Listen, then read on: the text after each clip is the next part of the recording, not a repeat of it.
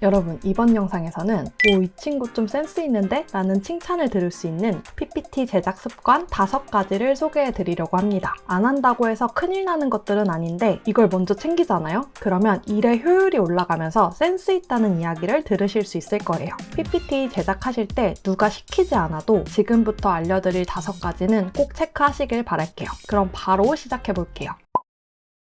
첫 번째로 PPT를 제작하실 때 먼저 체크해야 할 것은 슬라이드 사이즈입니다. 발표용 PPT를 제작하신다면 스크린의 비율에 따라서 슬라이드 사이즈를 지정해 주셔야 하고요. 만약에 PPT를 인쇄를 할 거라면 인쇄 용지에 따라서 슬라이드 사이즈를 지정해 주셔야 합니다. 만약에 썸네일이나 콘텐츠를 만든다면 각 플랫폼에 적합한 비율이 있을 거예요. 예를 들어 인스타그램 릴스의 썸네일은 9:16 비율, 그리고 유튜브 롱폼의 썸네일은 16:9입니다. 각 플랫폼에 맞는 비율을 슬라이드 사이즈에 적용을 해주시면 됩니다. 예를 들어서 인스타그램 릴스 썸네일을 만든다 하시면 내용을 채워넣기 전에 이 부분도 지워주고 상단의 디자인에서 슬라이드 크기에 들어가 주시고 페이지 설정에 들어갑니다. 이 중에서는 인스타그램 썸네일 사이즈에 맞는 게 없으니까 사용자 지정을 클릭해 주신 다음에 이쪽에 직접 값을 입력해 주시면 됩니다. 가로 1080픽셀, 세로 1920픽셀로 만드니까 그 값을 입력해 줄게요.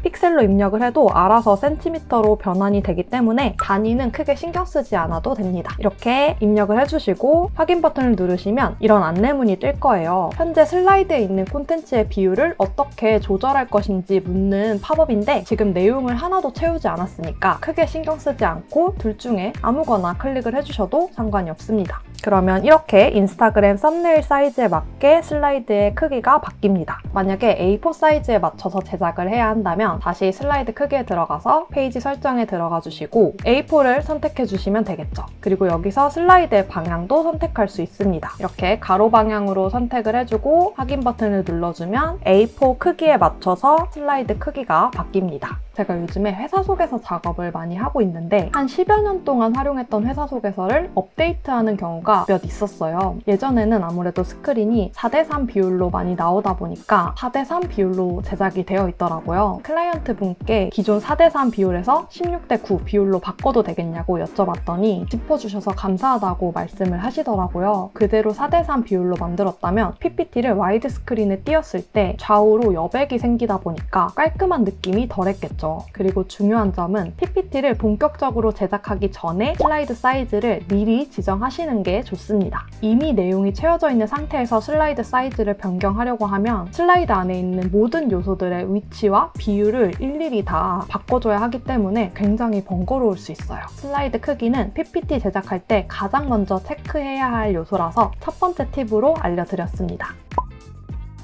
두 번째로 드리면 좋은 PPT 제작 습관은 슬라이드 번호를 추가하는 것입니다. 슬라이드 번호를 추가 안 하시는 경우가 많은데 문서에는 쪽번호가 있어야 상호 간에 소통을 하기가 훨씬 더 편리합니다. 그래서 따로 요청받지 않더라도 슬라이드 번호는 항상 넣어주시는 걸 추천드립니다. 그러면 PPT에 슬라이드 번호를 추가하는 방법을 알려드릴게요. 먼저 상단에 삽입에서 슬라이드 번호를 클릭해 주시고 이쪽에 슬라이드 번호에 체크를 해줄게요. 지금 시작 시간이 1로 되어 있죠. 그러면 표지부터 번호 1이 생성이 됩니다. 만약에 표지 다음 슬라이드부터 1을 넣고 싶다면 시작 시간을 0으로 바꿔주신 다음에 모두 적용을 클릭해 주시고 이 슬라이드에 기입된 0을 지워주시면 표지 뒤부터 이렇게 번호가 생성이 됩니다. 일단 번호를 넣어주긴 했는데 저는 이 번호를 브랜드 로고 바로 옆에 위치를 시켜주고 싶어요. 그리고 서식도 이 PPT의 디자인에 맞게 좀 바꿔주려고 합니다. 이건 슬라이드 마스터에서 지정을 해주셔야 하는데 일단 이 브랜드 로고 옆쪽에 숫자를 정확하게 넣기 위해서 이 브랜드 로고를 복사를 해주신 다음에 거기에서 슬라이드 마스터에 들어가겠습니다. 맨 위쪽에 있는 슬라이드 마스터를 선택해 주시고 이 부분은 필요가 없는 부분이라 지워주겠습니다. 아까 복사해준 브랜드 로고를 붙여넣기 해줄게요. 이 샵 텍스트가 슬라이드 번호를 뜻하는 텍스트예요. 이 박스를 브랜드 로고 옆쪽으로 옮겨주겠습니다. 페이퍼로지 글꼴로 바꿔줄게요. 크기도 좀 작게 바꿔주겠습니다. 색도 원하는 색으로 바꿔주면 이렇게 슬라이드 번호가 배치가 됩니다. 브랜드 로고는 지워주시고 마스터 닫기를 눌러주시면 이렇게 슬라이드 번호가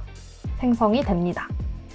슬라이드 마스터는 이쪽에 있는 슬라이드 마스터와 아래에 딸려있는 레이아웃 마스터로 나뉘는데 슬라이드 마스터에 적용하는 모든 것들은 레이아웃 마스터에 그대로 적용이 됩니다. 예를 들어서 슬라이드 마스터에 도형을 하나 삽입을 해주면 이렇게 도형을 하나 삽입해주면 아래쪽에 딸려있는 레이아웃 마스터에도 똑같이 적용이 된 게 보이시죠? 슬라이드의 번호는 레이아웃에 관계없이 PPT의 모든 슬라이드에 적용되는 요소이다 보니까 이렇게 슬라이드 마스터에서 삽입을 해주시면 됩니다.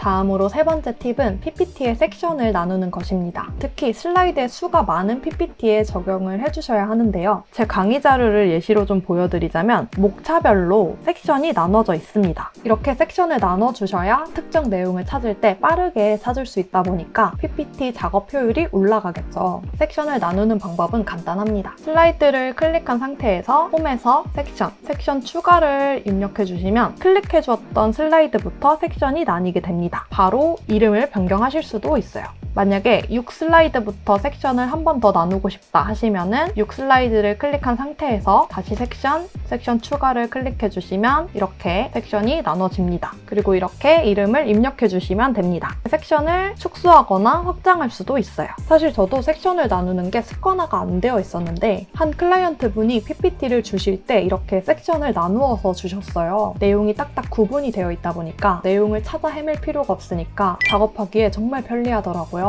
여러분도 슬라이드의 수가 많은 PPT를 다루실 때는 이렇게 섹션을 나누어서 작업해보시는 것을 추천드립니다.